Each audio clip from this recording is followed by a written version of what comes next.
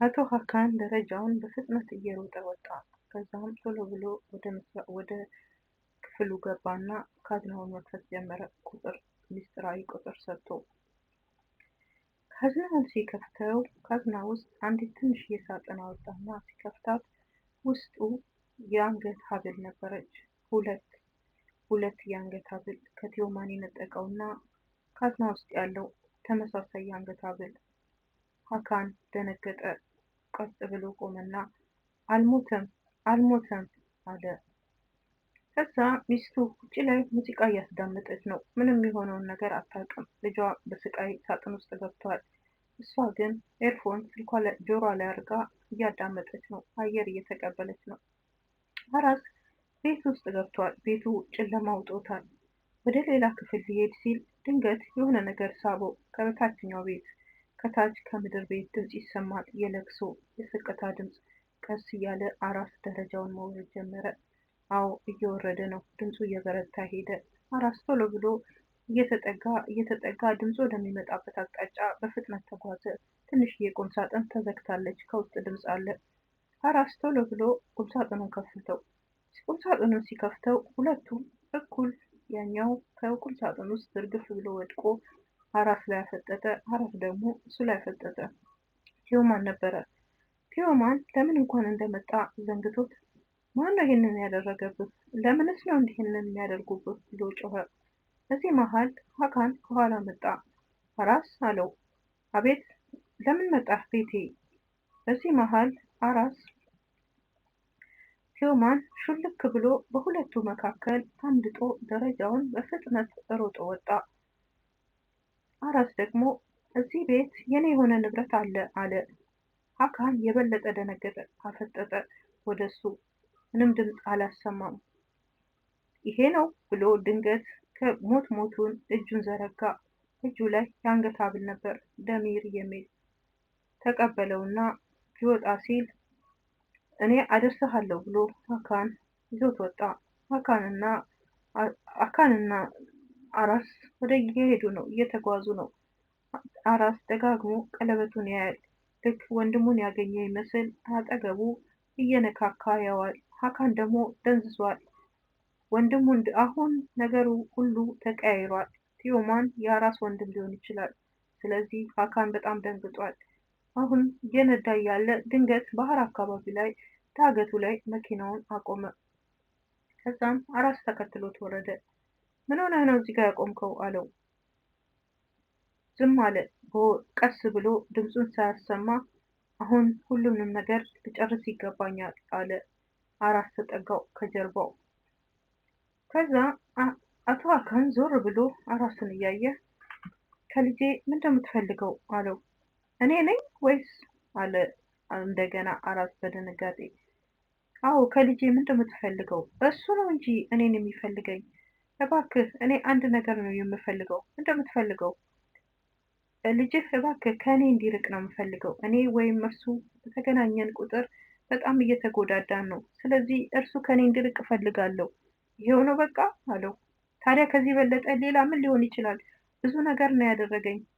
በትምህርት ቤት ውስጥ ይዋጋኛል። እንደገና ደግሞ ሆስፒታል ውስጥ ገብቶ እቃዬን ፈትሸው የአንገት ሐብሌን ወስደዋል። ስለዚህ ከዚህ የበለጠ ጥፋት ምንድን ነው? ከእኔ ዞር ማለት አለበት። ተሰማ አለው። የወጣቶቹ ማደሪያ በር ላይ አቶ ሀካን ጥሎት ሄደ።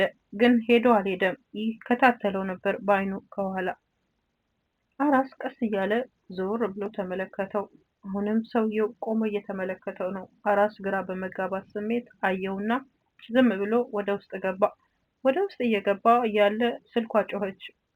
ሌላ ነበረች እና ሌላ እንዴት ነህ ተሻለህ አለችው። ደህና ነኝ፣ ምንም አልልም። ነገ በዛ በኩል ከትምህርት ስወጣ እመጣለሁ ሆስፒታል። አይ እኔ ከሆስፒታል ወጥቻለሁ አላት።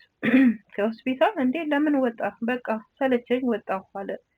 ምስኪን እሱ ወጥቶ ቤቷ ደርሶ ብዙ ነገር ሰርቶ እንደተመለሰ እንኳን ሌላ አታውቅም። በጣም የሚያሳዝነው ነገር ወንድሙ ቀለበቱን አንገቱን ሐብል ሰርቆበት እዛ ቤት ሄዶ ምን ብሎ ብዙ ነገር አድርጎ ነው የተመለሰው። ግን ሌላ ከክፍሏ ስላልወጣች አታውቅም። ከዛ በቃ እንግዲያውስ ከሰለቸህ ራሴን እጠብቃለሁ አልኩሽ፣ ችግር የለም አላት በአፏ ላይ። ከዛ እሺ ግን ራስህን መጠበቅ ካልቻልክ ድንገት እሺ ደውልልኝ አለችው። እሺ እደውላለሁ ካለ በኋላ ስልኩን ከመዝጋት ጸጥ ብሎ ትንሽ ጠበቀ። እሷም ጋባትና አዎ ቲዮማን እንዴት ነው አላት። ምን ማለት ነው ይሄ ደግሞ አልገባኝም። ቲዮማንን ለምን ጠየቅከው አለች። አይ ማለቴ ቲዮማን እንዴት ነው በቃ ጠየቅኩሽ። ደህና ነው። አሁን ከመሸን የመጣው አላቅም ብቻ ግን ቲዮማንን በመጠየቅ ገርሞኛል። እና እየበጠበጠ ነው ያልሽኝ ነው አላት። አላውቅም አለች። በዚህ ስልኩ ተዘጋ። ተሰነባብቶ ሀካንና ሚስቱ በር ላይ ተገናኙ። ከአጥሩ ሲገባ አዎ አራስ ምንም እንደማይፈልግ ነግረኸኝ ነበረ አይደለም እንዴ አለችው። አዎ አይፈልግም አልኩሽ። በምትኩ ልጃችን እሱን በመውጋቱ በምትኩ ምንም አይፈልግም። ደግሞም ምንም ነገር አላለም አላት። አዎ ምንም አላለም አይደል? ናና ተመልከት አለችው። ወደ ግድግዳው ጥግ ላይ ወስዳ አሳየችው። ቤታቸው ላይ በትልቁ የተጻፈ ነገር አለ።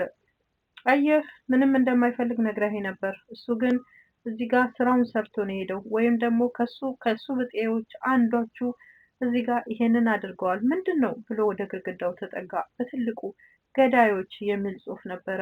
ገዳዮች ይህ ማለት ምን ማለት ነው አለች የወይዘሮ ሸምና። ምን አውቃለሁ። ምንድን ነው? ማነው ሊጽፍ የቻለው?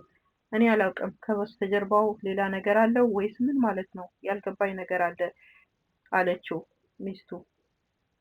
ምንም አውቀው ነገር የለም ሲል ጊዜ አሁን ቀስ ብላ ረጋ በይ። ይኸውልሽ ይሄ ልጅ ከመጣ ጀምሮ ቤቴ ሰላም የለውም እና ይሄ ሌባ የሆነ ልጅ ምን ሊሰራ ነው? ከልጆችስ ምንድን ነው የሚፈልገው?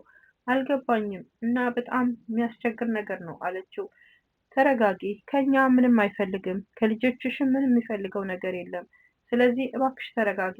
ተረጋግቻለሁ። በዚህ ሁሉ መሀል ተረጋግቻለሁ ታውቃለህ አለችው። በየትኛው ነገር? አሁን አይደለም። መጀመሪያ እስቲ ለማንኛውም ልጆቹ ሳይነሱ ወይም ሳያዩ ይሄ ግድግዳ እንዲጸዳ ፈልጋለሁ። ከዛ በኋላ እንነጋገራለን አለች። እሷም የሆዷን በሆዷ ይዛ እንግዲህ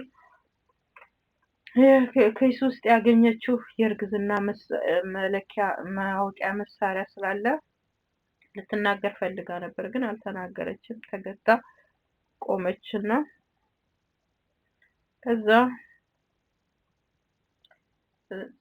ግድግዳው ይጸዳ ብላ ወደ ቤት ገባች። የዴኒስ አባት ደግሞ ከጨለመ በኋላ ወደ ቤት እየገባ ነው። የዴኒስ እናት ወይዘሮ ማይ አልተኛችም፣ ቁጭ ብላ እየጠበቀችው ነው። እሱ ደግሞ ደንግጦ ጠብቀው ስለማታውቅ ሁሌ የወይዘሮ ኡማይ ስራ ማመናጨቅ፣ ልጆቿን አትወድ፣ ልጆቿን ባለቤቷን ሁሉን እያመናጨቀች ነው የምትኖረው። ማለት በኑሮዋ ደስተኛ አይደለችም። ደሃ ነች እና ያው ለሀብታሞች ተቀጥራ ስለምታገለግል የሀብታሞቹ ኑሮ ስለሚያጓጓት የወይዘሮ ሸምናን ኑሮ ስለሚያጓጓት ነው ከባሏ ጋር ልትማገጥ የቻለችው እና የምትፈልገው ልብስ፣ ጌጣጌጥ ምናምን ነው። ሌላ ነገር የለም። ይሄንን ስለምትፈልግ አሁን ደግሞ እንግዲህ ይሄ ሰውዬ ገርሞታል። የዴኒዝ አባት ማለት ነው። ለምን ጠበቅሽኝ በዚህ ሰዓት? እኔ ለምን አመሸህ? እየጠበቅኩህ ነው እኮ እያልኩ ነው ስትለው አይ እኔ ተጨማሪ ስራ መርከቡ ላይ ልስራ ብዬ ነው። ስለዚህ ለዚህ ነው ያመሸሁት አላት። በቃ እሺ ና እንግባ አለችው። ገርሞት አሁንም ደንግጦ ያያታል። እጇን ዘርግታ እጁን ያዘችና ሰማህ፣ እኔ ሌላ ልጅ እፈልጋለሁ። ስለዚህ ሌላ ልጅ መጨመር አለብኝ አለችው። ሰውየው እውነት መስሎት ደስ ብሎት እጁን የያዘችውን እጁን ተከትሏት ሮጦ ገባ። ግን በነገራችን ላይ እሷ እርጉዝ ነች ከአቶ ሀካን። እንግዲህ ምስኪን የሆነው የዴኒዝ አባት ሊሳበብበት ነው። እሱን ወደ መኝታ ቤቱ ይዛው ገብታለች። እሱ ለራሱ ስራ አምሽቶ ነው የመጣው። በጣም የሚያሳዝን ነው። እቺ ሴትዮ ሸፍጠኛ ነች።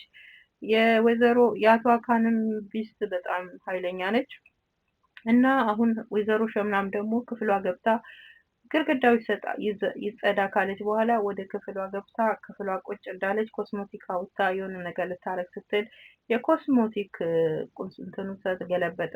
መሳቢያው ሲገለበጥ ያ ከአቶ ሀካን ኪስ ውስጥ የወሰደችው የእርግዝና መታያ መሳሪያ ወደቀ። ብድግ አደረገችው እና ምንም አላለችም። ትንሽ አሰብ አድርጋ መልሳ አቶ ሀካን ኪስ ውስጥ ጨመረችው እና በክፉ አይን ተመለከተች። ምክንያቱም ያሴረችው ሴራ እንዳለ በግልጽ የሚያስታውቅ ስሜት ነው እና ምን ልታረግ እንዳሰበች አይታወቅም። እንግዲህ መሳሪያውን ወደ ውስጥ መለሰችው ማለት ነው። በማግስቱ ጠዋት ላይ አራስ ይቃዣል፣ ቅዠት ላይ ነው ያለው። ወንድሜ ወንድሜ የሚለው ስም ድምፅ ይሰማዋል። በየክፍሉ እየገባ ክፍሎችን ይፈትሻል፣ ግን አያገኘውም። በዚህም ይሮጣል፣ በዛም ይሮጣል፣ ሊያገኘው አልቻለም። በመሃል አንድ ቁም ሳጥን አገኘና ያ እንግዲህ ምናልባት ትላንት ያየውን ነገር በውኑ እየደገመበት ነው። ቁም ሳጥኑን ሄዶ ሲከፍት ምንም ነገር የለም። የሆነ ትንሽዬ ሳጥን ሲከፍት ውስጡ ቁራ አየና ከዛ ከእንቅልፉ ደንግጦ ተነሳ። ሲነሳ ሁሉንም መሳቢያውን ምንም ትራሱ ስርም ሲፈትሽ ስልኩ የለችም። ተናዶ ስልኬን የወሰደ ሰው አለ ሲል ልጆቹ እዛ ወጣቶቹ እዛ ማደሪያ ውስጥ ያሉት ማቆያ ውስጥ ያሉት ናና እኛ ጋር ነው ስልክ ብለው ወደ እነሱ እየሮጠ ነው። አራስ በኃይል እየተጠጋቸው መጣና እየደወለ ሰው አለ ነው የምላችሁ፣ የደወለ ሰው አለ እናንተ አላቸው። ልጆቹ ቀስ በል ደግሞ ምን ይሄ የለማይሰራ ስልክ ማንም የደወለልህ የለም ብለው ስልኩን ወረወሩለት። ምህረት ሁለተኛ ስልኬን ብትነኩ ብሎ ጮኸባቸውና ስልኩን ተቀብሎ እየሄደ እያለ ያ የዛ የማደሪያው የመቆያው ስፍራ ጓደኛው አራስኮ እያለ ወደሱ ሲመጣ ነበረና ምንድነው ከነዚህ ቤተሰቦች ጋር የገጠመ ነገር አለ እንዴ አለው። ምንድነው የገጠመኝ? ምንም አልገጠመኝም። ማለት ስለመወጋትህ ምናምን አዲስ ነገር አለ? ለምን ጠየከኝ? ምክንያቱም አቶ ሀካን እያጣራ ነው፣ አንተን እየመረመረ ነው፣ እንድታቅ ፈልጌ ነው። እዚህ የወጣቶች ማደጊያ ውስጥ መጥቶ ጥያቄ አብዝቷል እና እየጠየቀ ነው አለው። አይ እኔ እንኳን አልተከታተልኳቸውም ነበር፣ እነርሱ ግን በጣም እየተከታተሉኝ ነው። ለምን እንደሆነ እኔ አልገባኝም ብሎ አራስ ይህንን እያወራ ነበር። ከዛ እነ ለኢላ ቤት ደግሞ ሌላ ወዲና ወዲያ እየሮጠች እናቷን ወይዘሮ ምናምን እናቴ አንድ የፀጉር ጌጥ ነበረኝ እንደ አበባ ያለ ቅርጽ ያለው አላየሽውም እንዴ ምንድነው ልጄ ተረጋጊ እንጂ የምን እንደዚህ መሆን ነው? አንድ ቦታ ይሆናል አለች። አይ ፈልጊው ነው ብላ ፀጉሯንም በኃይል ለቀዋለች። በፊት አዚዛ ነው ወደ ትምህርት ቤት የምትሄደው እና አምሮባታል፣ በጣም ቆንጆ እየሆናለች። ከዛ በሩ እንትን ደወል ተመታ።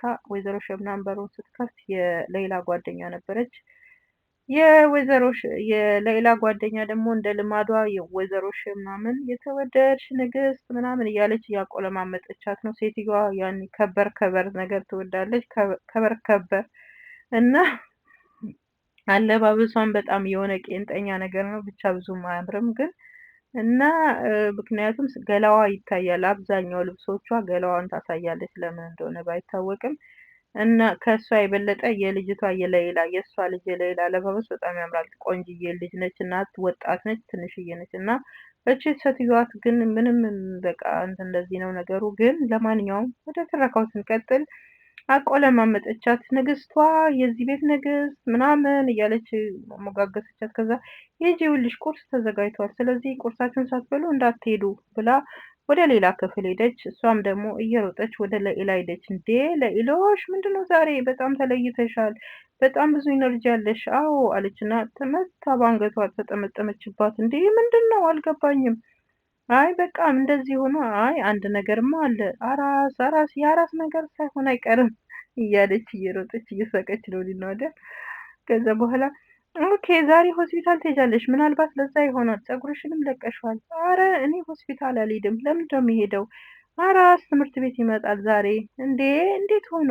በቃ ከሆስፒታል ወጥቷል፣ ወደ ትምህርት ቤት ይመጣል እያለች እንግዲህ ለኢላ አራስን ወደዋለች። በነገራችን ላይ በጣም ወደዋለች ከሚገባው በላይ። አራስም እሷን ወዷታል፣ በጣም ወዷታል።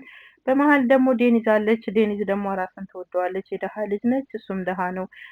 ለኢላ የሀብታም ልጅ ነች፣ ግን እሱም አገባው፣ ወዷታል። እንግዲህ በሚቀጥለው ምን ይከሰታል? ቲዮማንና አራስስ ወዴት ነው የሚያመሩት? የዴኒዝ አባትም ወደ ወጥመድ ገብቷል። ከዚህ በላይ ደግሞ የወይዘሮ ምናምን እቅድ ምንድን ነው?